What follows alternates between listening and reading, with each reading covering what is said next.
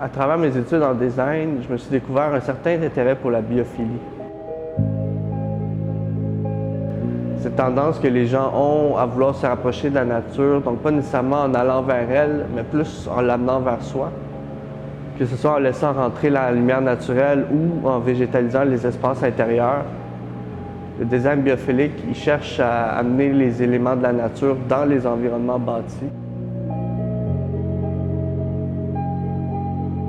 Je crois que de plus en plus, les gens ils se rendent compte des avantages de cette pratique-là. On observe que ça a notamment un grand impact sur la productivité, mais surtout sur le bien-être des usagers.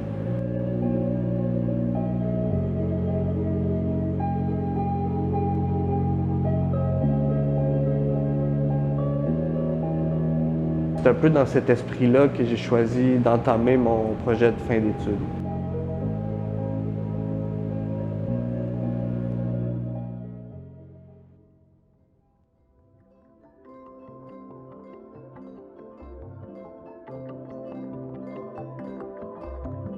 En faisant mes recherches pour mon projet d'objet ludique, je me suis vite aperçu que le concept de biophilie y résonnait beaucoup plus chez les jeunes.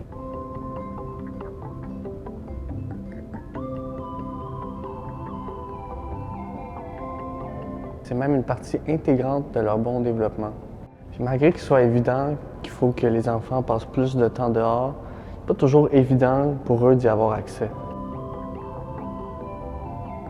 En milieu urbain seulement, c'est presque 40% de la jeunesse qui vit en appartement. Puis parmi ceux-ci, on en compte beaucoup qui n'ont pas un accès direct à une cour, un potager, un boisé ou même un parc. Heureusement, plusieurs bénéfices de cette connexion avec le monde extérieur peuvent se traduire à domicile. Mon objectif, c'est donc de favoriser cette accessibilité à la nature à l'aide d'un jeu créatif qui est inspiré par la végétation.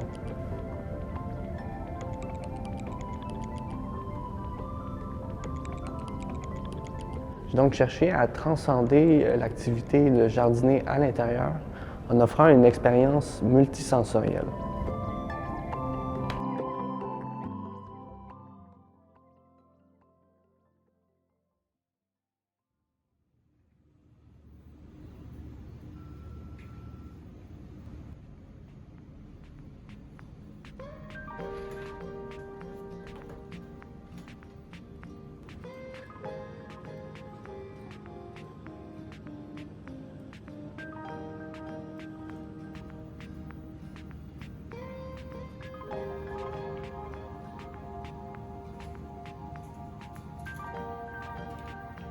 C'était assez évident pour moi que la manière la plus pertinente de pallier à cet enjeu, c'était d'offrir un moyen aux jeunes d'intégrer la vraie végétation au lieu de la simuler.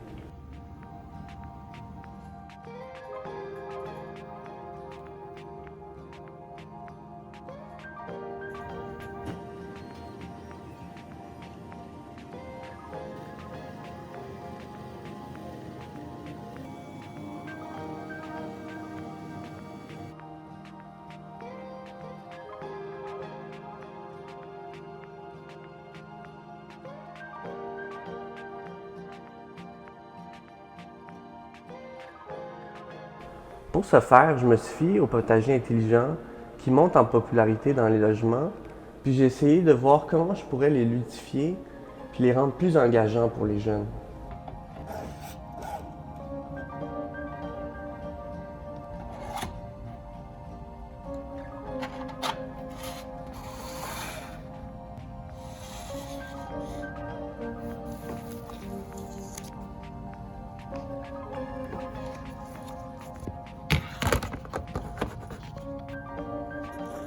Pour moi, c'était primordial de permettre à la plante de communiquer à l'usager, puis je voulais qu'elle le fasse de manière divertissante.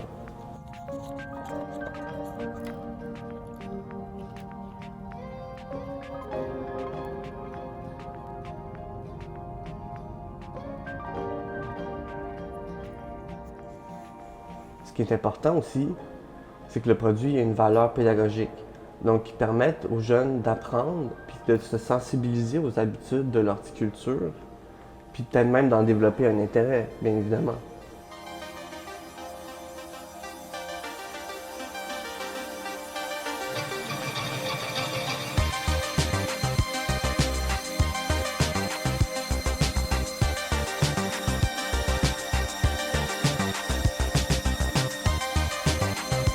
Voici donc Phyto, une gamme de pots interactifs dotés de technologies de pointe qui transforme une simple plante en un véritable module botanique intelligent. Chaque pot permet une interaction qui est directement liée aux besoins de la plante qui l'habite.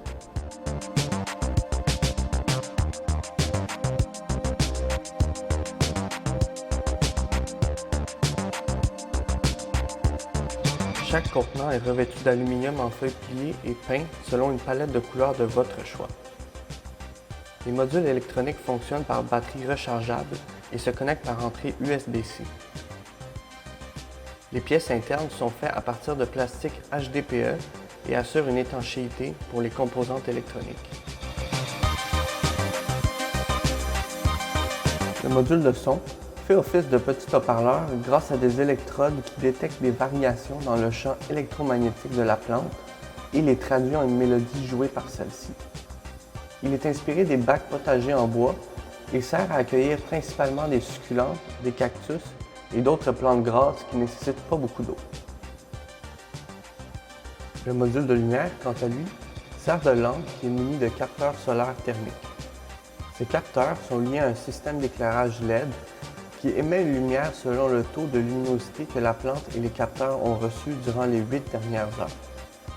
Plus l'éclairage est bas, plus la plante a besoin de soleil. Le module tire sa forme des balises de jardin lumineuses placées dans les cours extérieurs. Il est dédié aux plantes d'origine tropicale qui nécessitent beaucoup de soleil. Le module long a été conçu avec une forme en croix qui permet un débordement sur les côtés. Ainsi, la personne peut permuter le module dans l'autre sens et permettre à la plante de grandir sur les côtés. Il y a aussi une glissière qui active l'ouverture d'un clapet à la base qui permet une évacuation de l'eau stagnante sans avoir enlevé son contenu.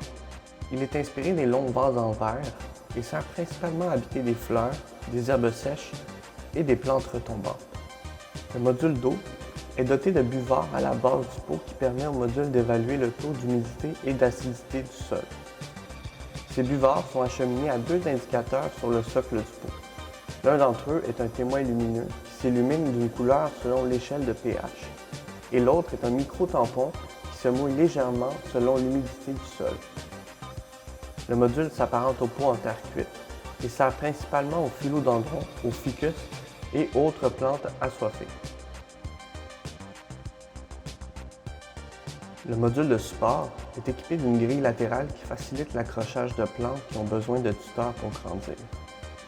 En tournant les roulettes de tension, il est possible de monter ou de baisser la grille de support selon les besoins de la plante. Le module s'inspire des treillis en métal de plusieurs bacs de jardin et il a été conçu principalement pour les plantes grimpantes. Enfin, le module de température offre un environnement contrôlé pour les cultures fragiles. Grâce à son dôme en verre, le module emmagasine facilement la chaleur. Une molette permet de régler l'humidité et de créer un lieu propice pour la semence de graines. Le contenant tire sa forme des serres-tunnels de plusieurs terres maraîchères et est adapté pour les semis, les fines herbes ou les micro-pousses. Ensemble, ils forment un réseau de plantes avec tous les outils nécessaires pour qu'elles se sentent bien, et vous aussi. Parce qu'au final, c'est pas ça qui compte, de se sentir bien.